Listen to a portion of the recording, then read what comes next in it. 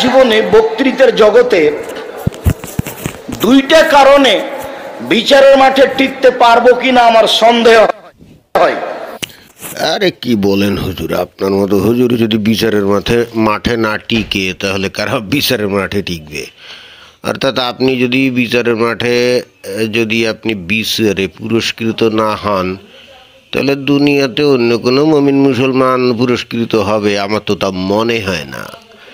কারণ এ পর্যন্ত আপনার বহুত বক্তৃতা আমরা শুনেছি, আপনার ওয়াজে শুনেছি, আপনি জ্ঞানত কখনোই নিজের মন গড়া কথা বলেন না। আপনি কোরআন অথবা হাদিস, বিশেষ করে হাদিস থেকেই কথা বলেন একেবারে অকাট্য দলিল সহকারে। তো আপনি নিজের থেকে যেহেতু কোনো কথা বলেনই না, তাহলে বিচারের দিন এই যে আপনার নবী প্রেম এবং নবীর কথা প্রচারের জন্যে আপনাদেরকে যদি ৭২ হুর না দেয়, আমার তো ধারণা যে ৭২ তো অবশ্যই, হয়তো আরও ২০০-৪০০টা বাড়িয়েও দিতে পারে। সেখানে আপনি সন্দেহ পোষণ যদি করেন যে বিচারে আপনি পুরস্কৃত হবেন কি হবেন না, সাধারণ মুমিন মুসলমানের কি উপায় হবে হুজুর?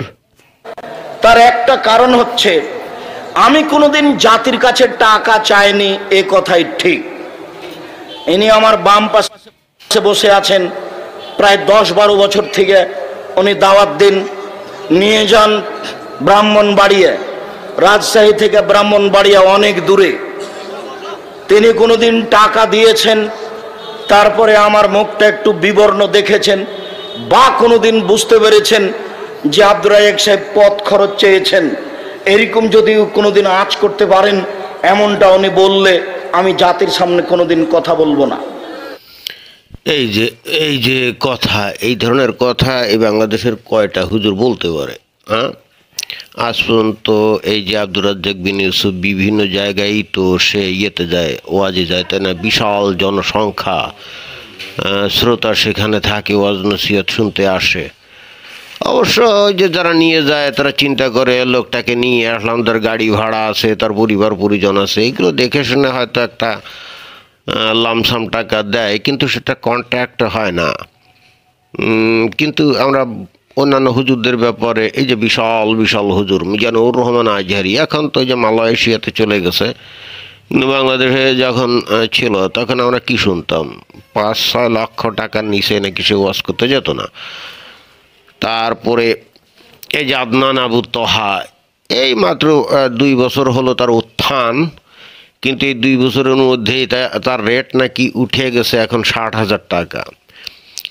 ওই যে গত প্রায় ১.৫-২ বছর আগে হঠাৎ করে সে উধাও হয়ে গেল না, ওটা তো ছিল একটা নাটক। এই উধাও হয়ে গিয়ে সমস্ত মিডিয়াতে তার নাম প্রচারিত হলো। তার যে দ্বিতীয় যে স্ত্রী, সে ফেসবুকে সে কান্নাকাটি করলো যে আমার স্বামীকে উদ্ধার করে দাও। তো তখন স্বাভাবিকভাবে বাংলাদেশের যাবতীয় মুমিন মুসলমান এবং ওই যে হুজুর টুজুর তারা চিন্তা করলো যে আওয়ামী লীগ বা সরকার আবার কে মানে গোপন টোপন করে ফেলছে কিনা। একেবারে কোনো চিন্তা ছাড়া এই জিনিসটা এরকমভাবে তারা ভেবে নিয়েছিল। অথচ এই আদনান আবু তাহা তারা তো কিছু চিনতই না। সে ওই যে মসজিদে শুক্রবারে সম্ভবত বিভিন্ন জায়গায় গিয়ে খুতবা টুতবা দিত, আর তখন হয়তো ৫০০, ১,০০০ বা ২,০০০ টাকা তাকে দিত।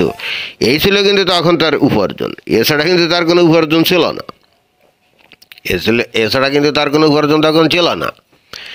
তো ওই নাটকটা করার পরে সমস্ত বাংলাদেশে অন্তত তার নামটা ছড়িয়ে পড়লো, এবং তখন তার বক্তব্য লোকজন শুনলো, এবং অতঃপর আমরা দেখলাম রকেট গতিতে তার ৫০০-৭০০ বা ১,০০০ টাকা থেকে রেট মাত্র ২ বছরের মধ্যে ৬০,০০০ উঠে গেছে, এবং তাও নাকি ৩০,০০০ টাকা আগে অগ্রিম দিতে হয় আর বাকি ৩০,০০০ টাকা পরে দিতে হয়। এছাড়াও আমরা দেখি যে ইলিয়াসুর রহমান জিহাদি হুজুর সে তো ৭০-৮০-৯০,০০০ টাকা কন্ট্রাক্ট করে, 50% বা 60% অগ্রিম নেয়। নেওয়ার পর তো আমরা এমনও দেখেছি যে আরও বেশি হয়তো কোনো জায়গা থেকে সে টাকা পেল, তখন এর আগে যেখানে ওয়াজ করতে যাবে বলে অগ্রিম টাকা নিয়েছিল সেখানে না গিয়ে সে অন্যত্র চলে যায়। অর্থাৎ আগে যেখানে হয়তো তাকে ৭০,০০০ টাকা দিত এবং সে হয়তো ৪০,০০০ টাকা অ্যাডভান্স নিয়ে ফেলছে, এরপরে অন্য কোনো ওয়াজ মাহফিলের থেকে যদি তাকে 1 লক্ষ টাকা অফার করা হয়, তখন কিন্তু সে ওই আগের ওয়াজে কিন্তু সে যায় না, এবং 40,000 টাকা সে ফেরতও দেয় না, অন্য জায়গায় চলে যায়। এ নিয়ে তো একবার দেখলাম যে রাস্তায় তার গাড়ি আটকে, সেখানে খুব ব্যস্ত করা হলো, তাকে খুব অপদস্থ করা হলো, এবং একটা পর্যায়ের লোকজন তাকে বলল, এই যে দাগের এই পাশে আপনি যেতেই পারবেন না আপনি যদি আমাদের টাকা ফেরত না দেন। তারপরে 2-3 দিন আগে দেখলাম যে এরকম আরেকজন হুজুর এরকম ওই ওয়াজ মাহফিলে যাবে বলে টাকা নিয়েছে, কিন্তু পরবর্তীতে সেখানে যায়নি এবং অন্য জায়গায় চলে গেছে। তো যারা নাকি ওয়াজের আয়োজন করেছিল তারা পড়ে গেছিল বিপদে, কারণ ওই লোকের নাম শুনেই তো পাবলিক আসছিল। তবে হুজুরা এইভাবে টাকা নিয়ে ওয়াজ করে, যদিও কোরআনে বলা আছে যে কোরআনের আয়াতকে বিক্রি করা যাবে না, অর্থাৎ ইসলাম প্রচার করে কোনো টাকা পয়সা নেওয়া যাবে না। এই জন্যই কিন্তু ওই যে তাবলিগ জামাতের যে নেতা সাদ, ভারতের তাবলিগ জামাতের যে মূল নেতা তো এই যে ভারতে, তাই না, সাদ, সে বলছিল যে যারা নাকি ওয়াজ নসিহত করে টাকা পয়সা নেয় তারা বস্তুত বেশ্যার অর্জিত টাকা উপার্জনের সমতুল্য বিষয়টা হয়, এবং যারা নাকি ওই মসজিদে ইমামতি করে, মুয়াজ্জিন এগুলো হয়, এরাও নাকি ওই যে উপার্জনগুলো করে ওটা নাকি বেশ্যার টাকার সমমানের আর কি।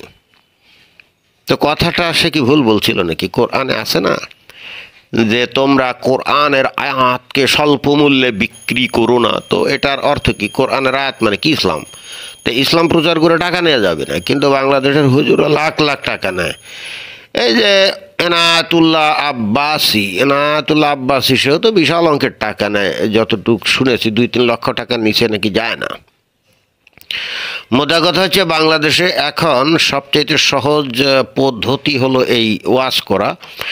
আপনি যদি চাপাবাজি করতে পারেন আর কোরআন হাদিসের কিছু বিষয় যদি আপনার জানা থাকে এবং সুন্দর করে আপনি যদি সেটা বলতে পারেন পাবলিকের সামনে বিভিন্ন অঙ্গভঙ্গি কায়দা কানুন করে, তাহলে কিন্তু আপনার রেট ধেই করে বেড়ে যাবে। এবং অন্য যে কোনো পেশার থেকে এখানে তো অত পরিশ্রমও না, আবার লোকজন সম্মানও করে, সমীহ করে, অনেক ক্ষেত্রে তো হেলিকপ্টারে উড়িয়ে নিয়ে যায়, গাড়িতে করে নিয়ে যায়, তাই না? কি আনন্দ! আকাশে বাতাসে স্টাইলে ঘুরে ঘুরে কিছু লেকচার দিয়ে টাকা উপার্জন করা যায়, তাও কি হাজারে না, লাখে কোটিতে। তো এই কাজটা কিন্তু আব্দুর রাজ্জাক বিন ইউসুফ করে না, সেটা কিন্তু সে একেবারে প্রকাশ্যে এই যে ওয়াজ মাহফিলে পাশে বসে তাকে ভদ্রলোকের দিকে তাকিয়ে তাকে সাক্ষী মানলো। কারণ ওই ভদ্রলোক এই আব্দুর রাজ্জাক বিন ইউসুফকে এই ব্রাহ্মণবাড়িয়াতে প্রতি বছর নিয়ে যায় এবং এভাবে গত 12-13 বছর ধরে নিয়ে যাচ্ছে। আব্দুর রাজ্জাক বিন ইউসুফ কিন্তু তার কাছে কোনোদিন টাকা চায়নি, অথচ আব্দুর রাজ্জাক বিন ইউসুফের যে মার্কেট বর্তমানে আমরা দেখি, ইজিলি কিন্তু সে 70, 80, 90, 1 লাখ টাকা কিন্তু দাবি করলে যারা নাকি তাকে নিয়ে যায় তারা দিত, এতে কিন্তু কোনো সন্দেহ নেই। অন্তত তার মার্কেট তো অন্যান্য অনেক হুজুরের থেকে একেবারে কম না, ভালোই তো আমরা দেখি। কিন্তু এই ধরনের সুযোগ থাকা সত্ত্বেও আব্দুর রাজ্জাক বিন ইউসুফ এটা নেয় না, কারণ সে একেবারে ডেডিকেটেড মুসলমান, একেবারে ইসলামকে সে লালন করে না, সে একেবারে হৃদয়ে ধারণ করে। নবী যেভাবে জীবনযাপন করে গেছেন এবং যেভাবে জীবনযাপন করার জন্য উপদেশ দিয়ে গেছেন, আব্দুর রাজ্জাক বিন ইউসুফ কিন্তু একেবারে 100% সেটাই অনুসরণ করার চেষ্টা করে থাকে।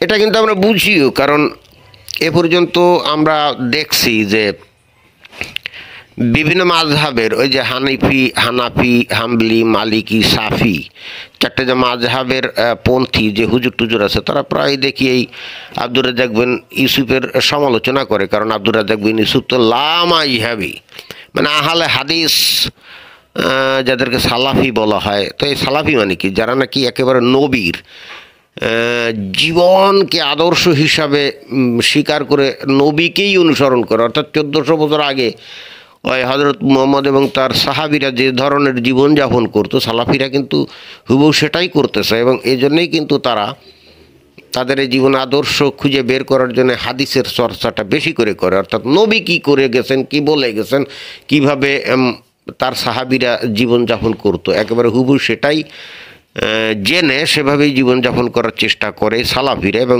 তার মধ্যে অন্যতম নেতা বাংলাদেশে এই যে আব্দুর রাজ্জাক বিন ইউসুফ। এবং আমরাও কিন্তু যখন বক্তব্য বিবৃতি দেই মানুষের কাছে হেদায়েতের বাণী পৌঁছে দেওয়ার চেষ্টা করি। আমরা বিশেষ করে যে বর্তমানে বিশ্বকাপ ফুটবলের সময় যে ব্যাপকভাবে যুব সমাজ এই যে হারাম কাজের পিছনে দৌড়াদৌড়ি করছে, আমাদের তো হৃদয়ে কেঁদে উঠছে যে এদের তো জাহান্নাম পাকা হয়ে গেল, কনফার্ম হয়ে গেল। আমরা কিন্তু চাই না যে এরা জাহান্নামে যাক, আমরা কিন্তু চাই এরা প্রত্যেকে বেহেশত থেকে 72 হুর নিয়ে ফুর্তি করুক এবং আকণ্ঠ মদ্যপান করুক। আমরা কিন্তু এটাই চাই, আমি নিজেও চাই। সেই ক্ষেত্রে আমরা কিন্তু আব্দুর রাজ্জাক বিন ইউসুফের কোটেশনটা খুব বেশি, মানে আমিও খুব বেশি ইউজ করি। এবং যারা প্রকৃত ইসলাম গবেষণা করে, চর্চা করে, তারা কিন্তু আব্দুর রাজ্জাক বিন ইউসুফের কোটেশন দারুণভাবে মানে ব্যবহার করে। তার কারণ হচ্ছে আব্দুর রাজ্জাক বিন ইউসুফ তো নিজে থেকে কোনো কিছু বলে না, সে তো হাদিস থেকে বলে, একেবারে সহি হাদিস থেকে বলে। তার মানে আব্দুর রাজ্জাক বিন ইউসুফের কোটেশন মানে তার নিজের কোটেশন না, এটা হলো একেবারে নবীর বিষয়, তাই না? তো এই জন্যই কিন্তু ওই যারা নাকি ইসলাম নিয়ে গবেষণা করে বা সহি ইসলাম প্রচার করে, তারা কিন্তু আব্দুর রাজ্জাক বিন ইউসুফকে একটা অথেন্টিক একটা মানে রেফারেন্স হিসেবেই ব্যবহার করে। আমি নিজেও ব্যক্তিগতভাবে সেটা করে থাকি। বিশেষ করে এই যে বিশ্বকাপ ফুটবল বা এই যে বিশ্বকাপ ক্রিকেট, এটা যে কত প্রকারে হারাম সেটা কিন্তু আব্দুর রাজ্জাক বিন ইউসুফ একবার সুন্দরভাবে ব্যাখ্যা করে একটা ওয়াজে বুঝিয়েছিল, এবং আমি কিন্তু সেটা নিয়ে একটা ভিডিও করেছি। এবং তার ওই বিখ্যাত উক্তি কিন্তু এখন মানুষের মুখে মুখে কিন্তু এখন চলমান। সেটা কি? সেটা হলো যে এই সমস্ত আন্তর্জাতিক খেলাধুলা দেখা তো দূরের কথা, এই সমস্ত খেলাধুলা যেখানে নিয়ে কথা হয় সেখানে বসে থাকাও হারাম। এটা কিন্তু একেবারে মানে দুর্দান্ত জনপ্রিয় এবং বহুল প্রচলিত কিন্তু একটা কোটেশন।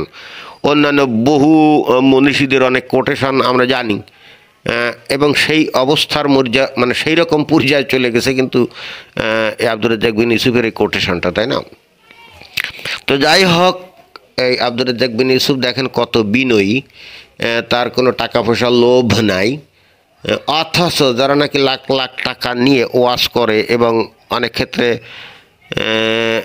ক্ষেত্রে টাকা নিয়ে ওয়াজে যায়ও না, অন্য জায়গায় বেশি টাকা পেয়ে ওয়াদা ভঙ্গ করে অন্য জায়গায় চলে যায়, ওই সমস্ত লোকজন কিন্তু আব্দুর রাজ্জাক বিন ইউসুফকে একেবারেই পছন্দ করে না। কারণ আব্দুর রাজ্জাক বিন ইউসুফ তো বেসিক্যালি তাদের শত্রুই হবে। কারণ আব্দুর রাজ্জাক বিন ইউসুফ তো মানুষকে ঠকায় না, কারো কাছ থেকে টাকা টুকা ওভাবে তো দাবি করে না, মানুষ খুশি হয়ে যা দেয় সেটাই নেয়। এখন এটুক তো তাকে নিতেই হবে, কারণ তার তো আবার শুনছি 3টে না 4টা বউ, না 3টা না, মনে হয় 2টা বউ। আগে একটা বউ ছিল, সম্প্রতি নাকি শুনলাম যে আর একটা বিয়ে করছে, হয়তো আরও 2-1টা করতে পারে। তো নবীর আদর্শ তো অনুসরণ করতে হবে, একটা বউ থাকলে তো আল্লাহ নবী খুশি হবে না, হয়তো শেষ বিচারে একটা ভেজাল হয়ে যেতে পারে যে বলবে এই তোদের জন্য 4টা বিয়ে তো নির্ধারণ করে দেওয়া হয়েছিল, তো তুই একটা কেন করত? তো সেক্ষেত্রে তো আব্দুর রাজ্জাক বিন ইউসুফ বিপদে পড়ে যাবে সম্ভবত, সেই কারণে আরও 1টা বা 2টা বিয়ে করছে। তো অর্থাৎ 100% অনুসরণ করার চেষ্টা করছে সহি ইসলাম, রাইট?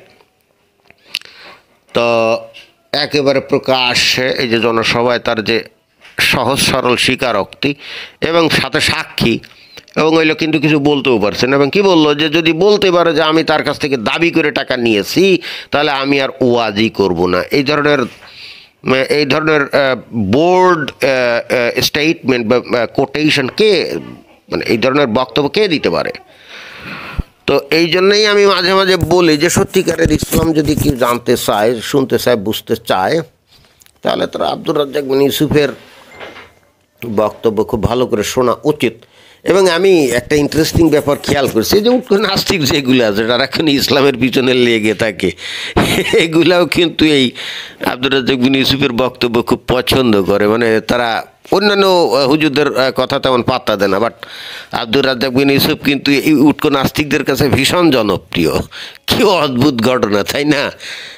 একজন সালাফি যে নাকি নবীর আদর্শ বাস্তবায়ন করতে চায় একেবারে মনে প্রাণে, এবং দেশে শরিয়া কায়েম করতে চায়, তালিবানি শাসন কায়েম করতে চায়, নাস্তিকগুলো তারাই পছন্দ করে। কি ভয়ঙ্কর অবস্থা! তো এটা বেশ ইন্টারেস্টিং ব্যাপার। তো যাই হোক, আপনারা কেউ উল্টাপাল্টা ধারণা করবেন না এই যে আব্দুর রাজ্জাক বিন ইউসুফ সম্পর্কে। সত্যিকার ইসলাম যদি আপনারা জানতে চান তাহলে আব্দুর রাজ্জাক বিন ইউসুফের বক্তব্য আপনারা শুনবেন, এটাই আপনাদের কাছে অনুরোধ। তো এটাই ছিল বক্তব্য। ধন্যবাদ।